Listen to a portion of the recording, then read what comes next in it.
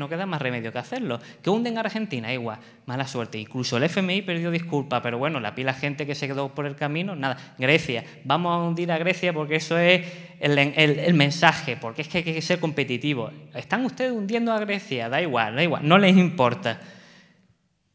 Esto es un poco como el chiste del médico, ¿no? Están en el velatorio, se levanta el que supuestamente estaba muerto del ataúd y dice, María, estoy vivo. Le pone, cállate, vas a ver tú más que el médico. Pues como el FMI pasa lo mismo. Te están hundiendo, pero tú dices, no podemos seguir esto dictado. Y dices, no, cállate, vas a ver tú más que esta gente. Si pasamos... ¿Pasamos al siguiente? Vale. Lo que nos dice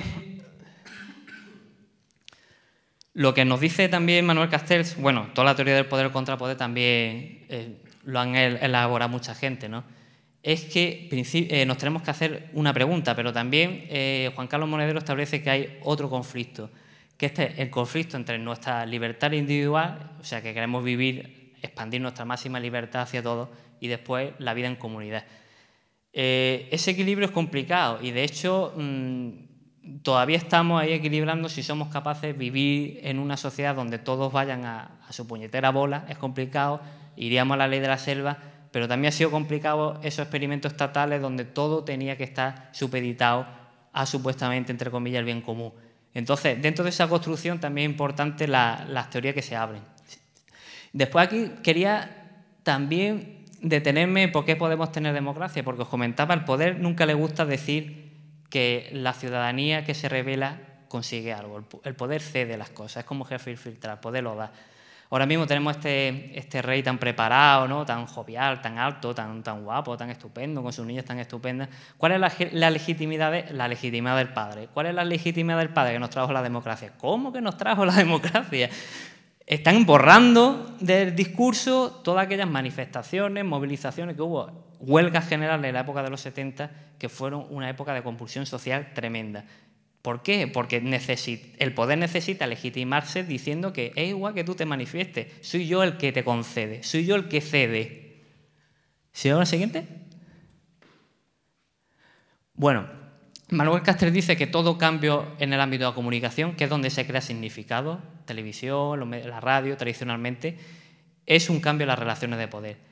Comunicación interpersonal, que es la que tenemos, comunicación de masa, los más media, el 80% de los medios están en las mismas manos, pero después autocomunicación de masa, que es Internet. Autocomunicación de masa, si pasamos al siguiente. Bueno, autocomunicación de masa es de masa porque es masiva, pero es el individuo o el grupo de individuos los que construyen el mensaje.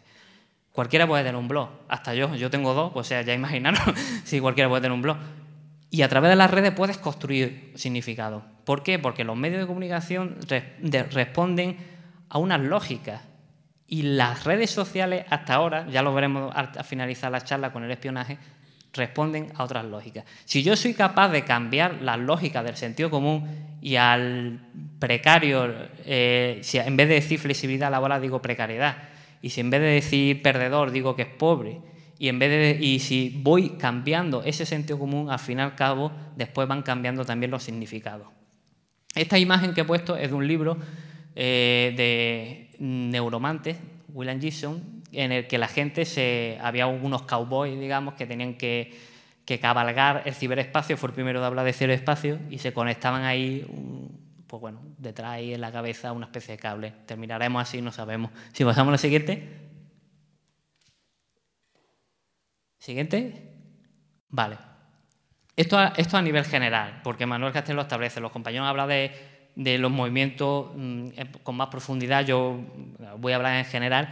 Los movimientos son palancas de cambio. El poder no cede si no hay un contrapoder. Mientras el gobernante esté gobernando y esté cómodo, va a seguir gobernando. No cede. Eso de que el rey nos dio la democracia es mentira. Es como lo de Thatcher con la sociedad. Son mentiras repetidas 1000 veces que al final la gente se lo cree porque en el periódico la gente lo escribe o en la tele la gente lo dice. Si la gente no se manifiesta y responde a esas lógicas del poder, no hay cambio. ¿Seguimos? Vale. Pero para que haya cambio tiene que haber esperanza. Claro, algunos estamos como el pesimismo esperanzado o el optimismo trágico, o como dice también Monedero, pero realmente si no tienes esperanza que lo que tú cambias, lo que tú haces sirve para algo, es que no sirve de nada. Por eso su libro se llama Redes de Indignación y Esperanza. Pasas del miedo a la ira, y del ira, es que de la ira tienes que tener esperanza en cambiar las cosas.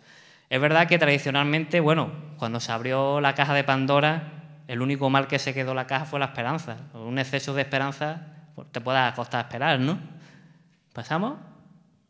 Bueno, muy rápidamente, liderazgo. Esto también os lo querías comentar porque siempre hay alguien que da el primer paso. Ya os comenté que Espartaco dio el primer paso, pero si no tiene gente detrás, da igual que dé el primer paso. Rosa Parks desobedeció una ley que era de sentido común. ¿Para quién? Para los blancos, que era que tú tenías que ceder el sillón del autobús a un blanco. Pero cuando una persona empezó a debatir ese sentido común, incluso la encarcelaron, es cuando empiezan las cosas a cambiar. Cuando alguien da el primer paso, es cuando empiezan las cosas a cambiar. ¿Sí, pasamos? Ahora. No. Gracias. Gracias.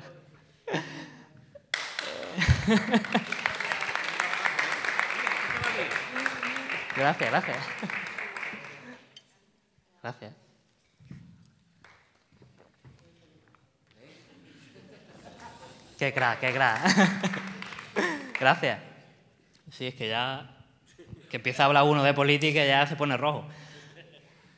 Bueno, Espartaco, pero el problema también de los hiperliderazgos es que, como en la vida de Brian, pues bueno, usted es un gran profeta, lo sé porque ya seguía a 4, ¿no? En la escena.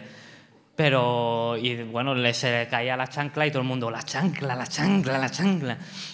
Pero sin embargo, en Espartaco, cuando llegaron los romanos y preguntaron ¿quién es Espartaco? Y fue a levantarse, se levantaron los demás y todos dijeron que eran Espartaco. Esto es importante. El liderazgo da el primer paso, pero detrás están los demás. Y hay que tener mucho cuidado con el mesianismo. Aquí tenemos a uno de mis ídolos, que es Homer, pero entonces, ¿qué papel juega Internet y la comunicación inalámbrica? También los móviles es muy importante, lo vimos también con la guerra de Irak. La guerra de Irak fue otro ejemplo de manipulación. Aquí y en Estados Unidos sobre todo porque enmarcaron, ¿no? Guerra contra el terrorismo, Irak sin tener nada que ver porque el terrorismo no estaba en Irak ni mucho menos, y consiguieron confundir a la gente de tal forma que todavía al día de hoy hay un porcentaje enorme de norteamericanos que consideran que hay armas de destrucción masiva en Irak. No había armas de destrucción masiva. Si la hubiera habido, la hubiera usado Saddam Hussein. Que no le quepa a nadie la mayor duda.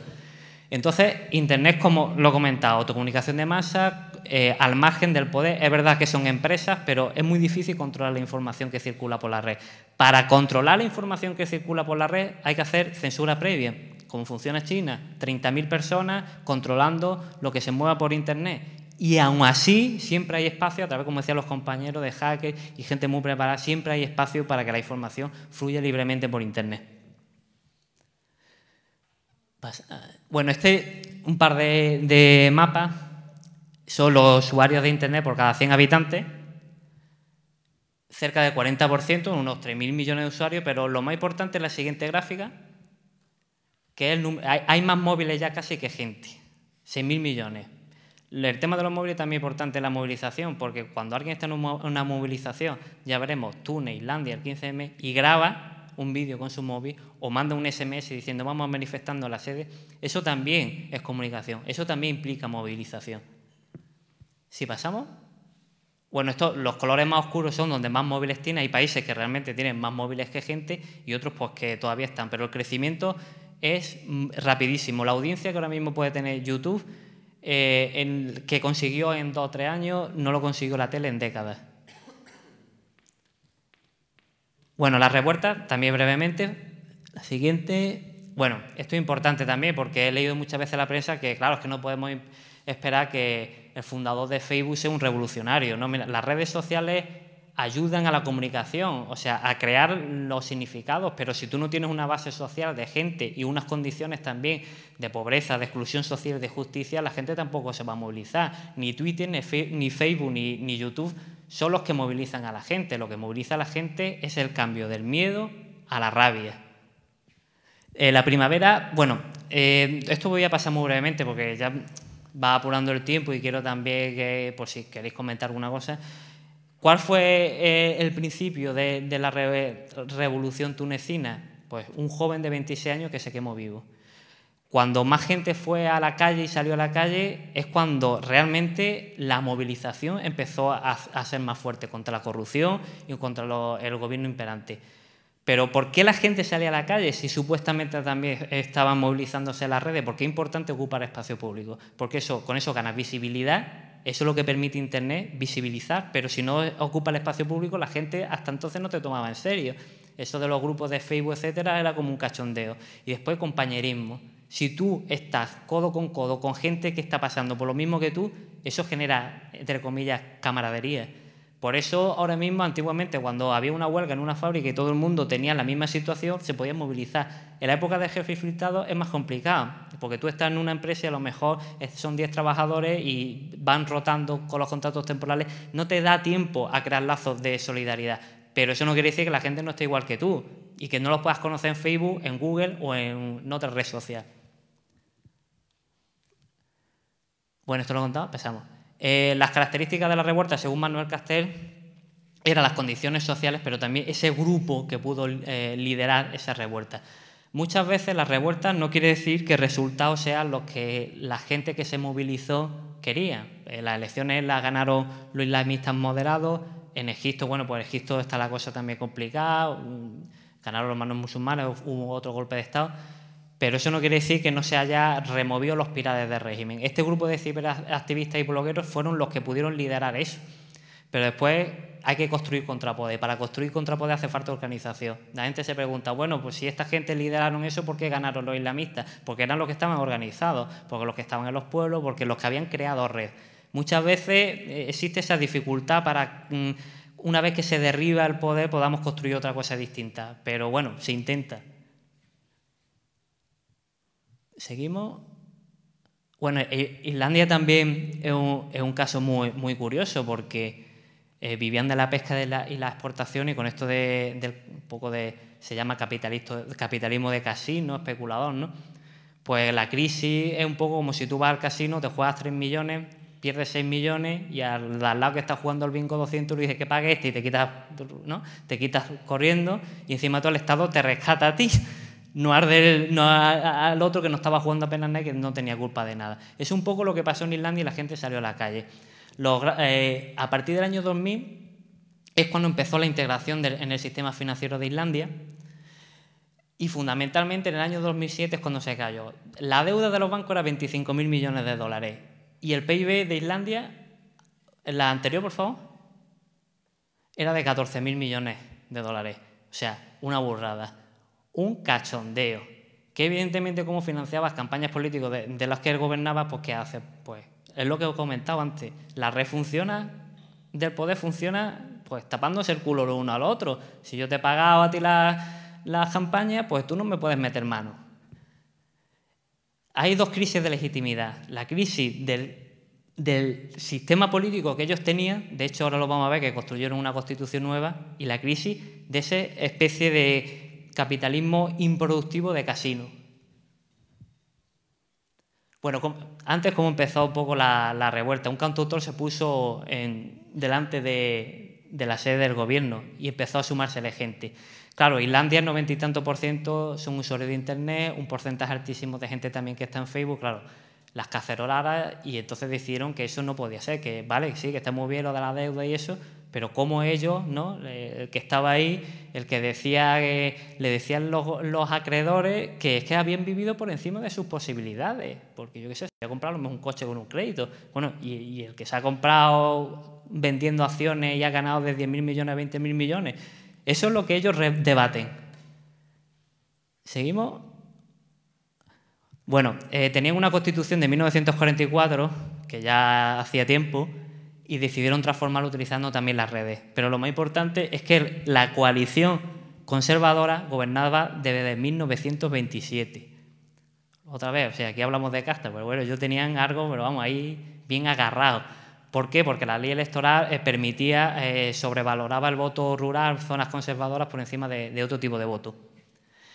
Los cambios políticos llegaron usando las redes sociales, usando Facebook, usando Twitter y al final consiguieron hacer otra nueva constitución.